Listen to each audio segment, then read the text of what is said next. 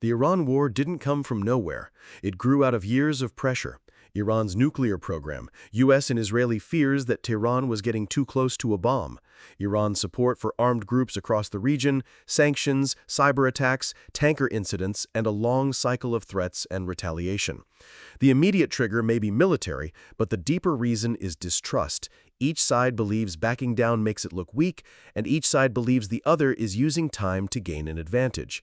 That is how a crisis turns into a war. The biggest global impact is energy.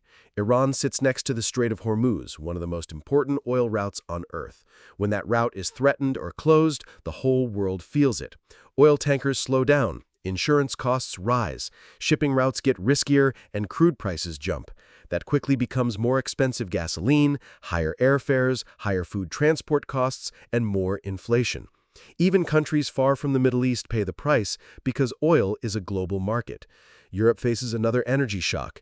Asian economies that depend heavily on Gulf oil, like China, India, Japan, and South Korea, have to scramble for supply. Gulf countries face danger to their ports, pipelines, and export terminals. The United States faces higher pump prices and political pressure at home. Poorer countries suffer most because they spend a larger share of national income on fuel and food. Markets also hate uncertainty.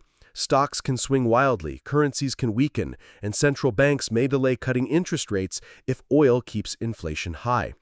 The likely outcome is not a clean victory. A full invasion of Iran would be extremely costly and unlikely. Iran cannot easily defeat the U.S. militarily, but it can make the war expensive through missiles, drones, proxies, cyber attacks, and pressure on shipping.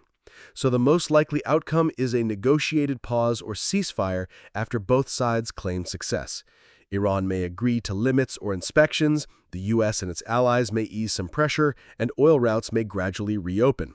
But unless the deeper issues are solved, the war may end less like a final chapter and more like a temporary stop in a much longer conflict.